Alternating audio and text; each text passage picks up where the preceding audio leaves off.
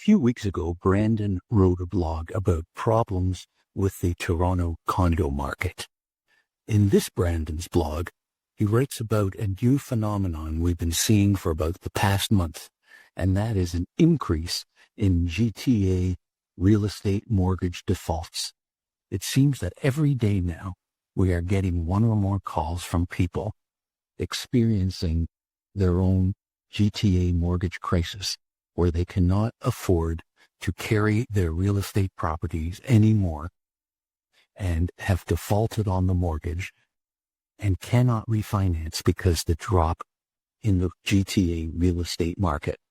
These people are looking for GTA debt solutions, and they want to speak to us about things like consumer proposals and even personal bankruptcy, given the real estate market and their inability to carry their properties anymore. In this Brandon's blog, Brandon discusses the issues leading to this GTA mortgage default crisis, warning signs, and what you can do if you find yourself in this situation. My name is Ira Smith, president of Ira Smith Trustee and Receiver.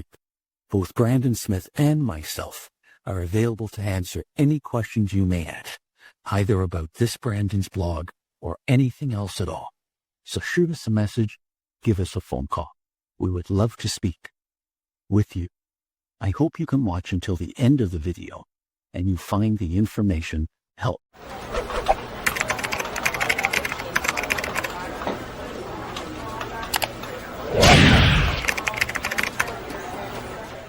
Hey there, welcome to The Explainer. If you're a homeowner here in Ontario, you are probably feeling the squeeze right now. We hear about mortgage defaults all the time, but what if the numbers we're being told are only half the picture? Today, we're going to dig into a growing problem that's kind of hiding just beneath the surface. You know, it always starts with something small, doesn't it? A little detail that just seems off. This observation right here, it really gets to the heart of the matter. A power of sales sign. That's not just a for sale sign. It's a signal that a family is in some serious financial hot water. And honestly, these signs are popping up on more and more lawns across the province. So let's zoom out from that one lawn sign and look at the big picture for the whole province. We are about to uncover what's really going on with mortgage defaults in Ontario, and more importantly, why the official numbers you hear about, well, they might not be telling you the whole story. Okay, first things first, let's make sure we're all on the same page. What even is a mortgage default? Basically, it's when a homeowner misses their mortgage payments for about 3 months in a row. At that point, the lender says, okay, this loan is officially in default, and that kicks off a whole legal process. So let's start with the official number from Equifax Canada. The 90-day mortgage default rate in Ontario recently hit 0.27%. I know, that sounds tiny, right? It seems like a number you could just easily dismiss. But trust me, that tiny percentage tells a massive story. Let's put some faces to that percentage. In late 2024 alone, that number represents over 11,000 Ontario homeowners who missed their mortgage payments. That's 11,000 families, each one dealing with an unbelievable amount of stress and worry about what's coming next. As worrying as those figures are, they might just be the tip of the iceberg, because the real question we have to ask ourselves is, what if the data we're looking at is missing a giant piece of the puzzle? The reason the real number is probably a lot higher comes down to this, a private lending blind spot. You see, the official stats, they only track the defaults from the big banks and the major institutions. They completely miss everything that's happening with private mortgage lenders.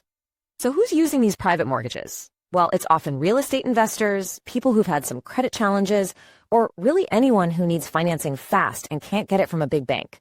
And here's the problem. These private lenders don't always report defaults to the credit bureaus. That means a huge and often much riskier part of the market is totally invisible in the official numbers.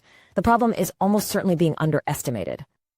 Okay, so we've seen the numbers, we've uncovered this hidden problem. The next logical question is, why? Why is this all happening right now? What's really pushing so many homeowners to the edge? Now, everyone immediately points their finger at interest rates. And look, they're not wrong. I mean, we went from practically zero during the pandemic to rates around 6%. That's a huge payment shock. But just blaming interest rates, that's too simple. The real story, it goes a lot deeper. The truth is, it's a perfect storm of four big problems hitting all at once. For years, unaffordable housing forced people to stretch their finances to the absolute limit. Canadians were already carrying record-breaking debt before rates went up. Then you have some lenders who approved mortgages that were fine at 2% but are a complete disaster at 6%. And then, bam, a change in employment, a job loss, or cut hours becomes the final straw that breaks the camel's back. This perfect storm doesn't just show up in charts and graphs, it shows up in our actual lives. So let's bring this down from a 30,000-foot view right to your kitchen table. Because the road to default, it often starts with these little warning signs that are so easy to ignore, but are so crucial to see. Does any of this sound familiar? Maybe you're juggling payments, using a credit card to cover a bill until you get paid. Or you're missing a utility bill just to make sure the mortgage gets paid.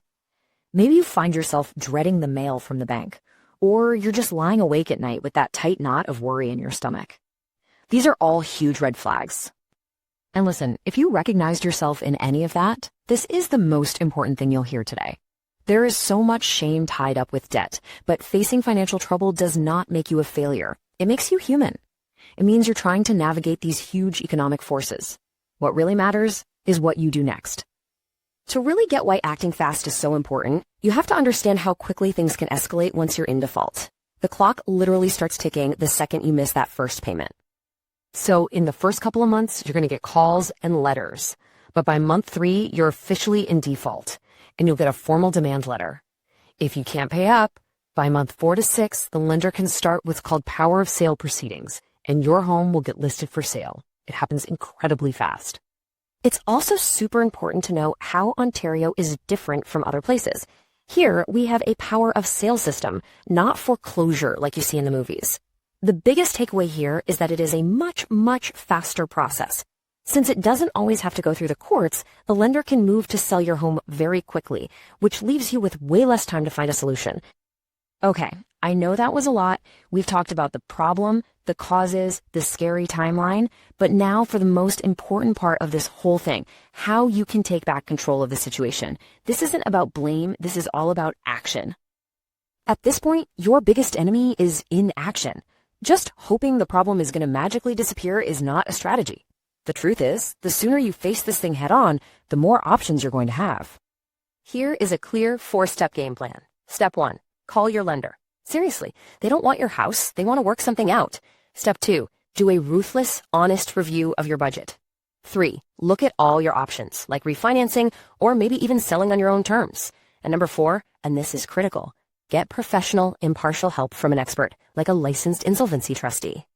Walking into that kind of meeting can feel really intimidating, so you want to go in prepared. These are the exact questions you should be asking. You need to know all your options, what could happen to your home and your credit, and how long everything takes. A real pro will be able to answer every single one of these for you, no problem. And that's exactly what you should be looking for. For example, the source for this whole explainer, the firm Iris Smith Trustee and Receiver, they emphasize that a professional's job is just to help you understand your choices without any pressure. Finding an expert who offers a no-cost confidential consultation just to review where you're at, that is the absolute best first step you can take. So let's end with this. We started this whole thing talking about sleepless nights. If that's where you are right now, please just remember that solutions do exist. You have more options than you think, but they get more limited with every single day that passes. So isn't it time to take that first step and find a path forward?